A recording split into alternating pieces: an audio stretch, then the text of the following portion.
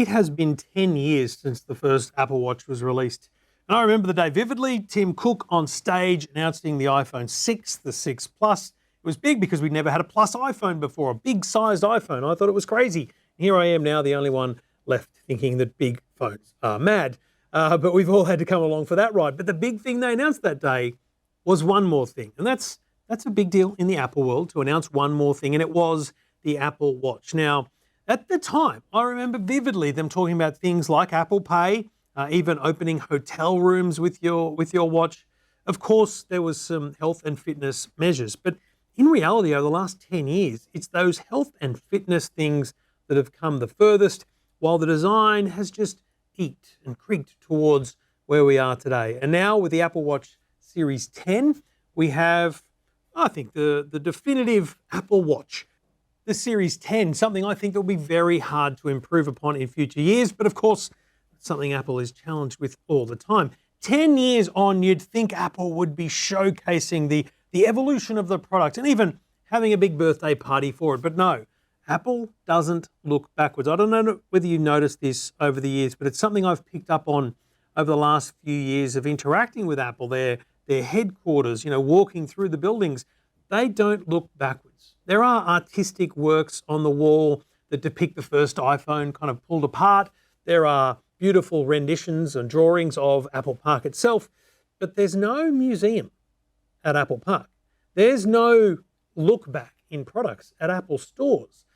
In fact, the only time I've ever seen Apple look backwards was just trying to demonstrate to me the size of the screen on this Apple Watch Series 10. And they showed me essentially the original Apple Watch.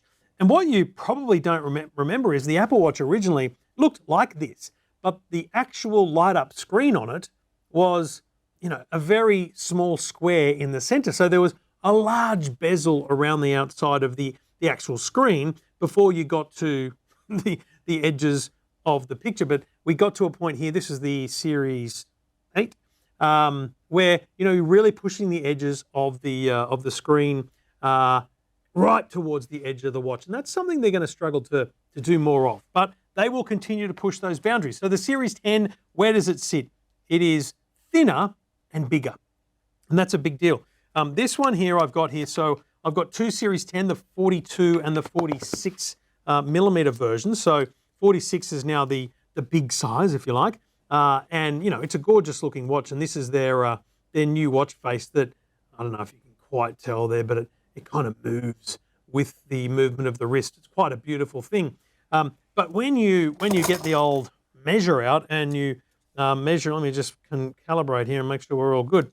When you look at the thickness of this watch, you're talking about 9 odd mil, and then you look at an older version, and they are absolutely, this is the Series 8, 10.6 millimeters versus 9.6 at a quick measure. They're essentially a millimeter thinner and a millimeter bigger, and the screen is pushing those boundaries as well. So you're getting a much larger screen, percentage-wise. You're getting a thinner device, and there's a slight tweak to the speakers on the side. Very hard for you to see here, but the speakers on the side have been changed as well. All of this to eke that saving of space while not compromising sound quality and all those different things. For the first time, in fact, you can play sound through the Apple Watch, not just beeping to alarms and things, but you actually play music through the watch. If you wanted to run your Apple Music, for example, on the Apple Watch without headphones, for whatever reason you might want to do that, you most certainly can. Again, why you would want to do that, I'm not quite sure, but so be it, you're allowed to. See there? Getting a bit of Run to Paradise, just coming straight off the watch. Yeah, baby. So I guess if you forget your headphones, you could use that to listen to podcasts or whatever it might be. Now, apart from the dimensions, thinner and slightly bigger, and the bigger size does stand out. I know it's not a lot, to be honest. It's quite a subtle look. I don't even think you could probably tell by looking at it here the big difference in them, but there's definitely a size difference. The 46 mil feels a lot larger on the wrist. And that's a good thing because a lot of people want a bigger watch. Of course, this is still a shape that a lot of people have to get used to. But I'll tell you a couple of things. The screen critically has a better brightness or a better viewing angle at like 40% better on an angle. So basically the brightness of the pixels when viewed on an angle is much greater. Look, I've tried to see whether or not I could demonstrate that to you on camera, but honestly, it's a very difficult thing to do.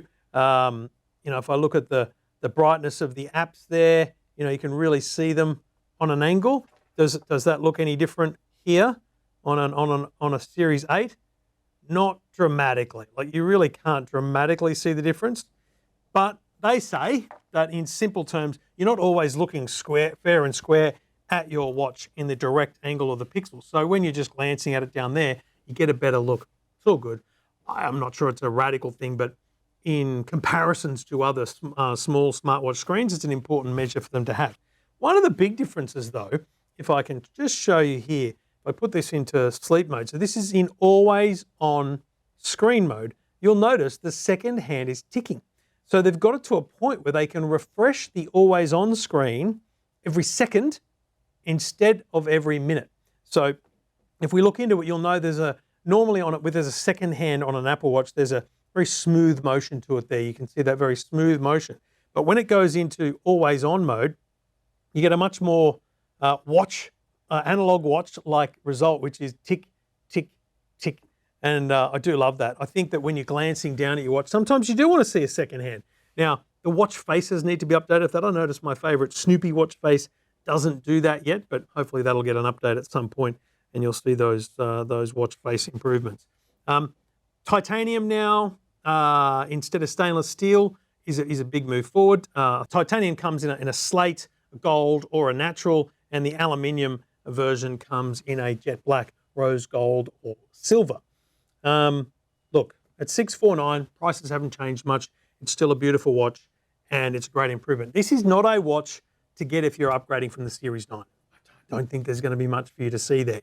But if you compare the specs to the Series 7 or Series 8, you really start to see the improvement on the Series 10. And let's remember that you can take your Series 8 or Series 7 or Series 6 and you can reset it and set it up for one of your kids in family setup mode. So it can have a second life in your family. You don't have to waste a product like that if you do want the upgrade.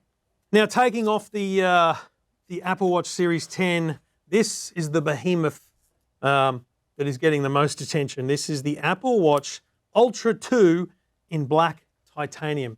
And I got to tell you, I love it. It's $1,500 odd with this titanium Milanese loop band with this very interesting parachute-like buckle, they call it. It requires both sides of that to be clicked before it undoes.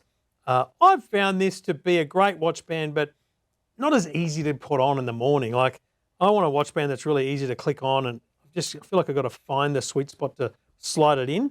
But when you compare it to the natural titanium Apple Watch Series Ultra 2 that we've had now for the last couple of years, I'll just put them both on the same hand. It's a bit weird. Don't you love that? Look, I think the color really stands out. It's a gorgeous look, the black titanium as opposed to the Ultra. The Ultra still, the standard natural still looks amazing, but I think the black really is the pick of the bunch. So the Ultra 2 has zero changes other than it's available in the new color and with this new Milanese loop titanium band. But, I think that's a really important thing for them to give new options to people, and I think that the black is a really nice look. All of these watches go on sale on Friday the 20th. The Series 10 now available in 42 millimeter and 46 millimeter. 42 mil. I wish I had an original Apple Watch. I feel like the 42 mil is getting close to what the original Apple Watch was in size. But the size of the screen on these things really is fantastic now. The amount of effort they've put in there. So, 46 mil, 42 mil, a nice finish and a bunch of nice bands, as always from Apple, in a very competitive smartwatch space.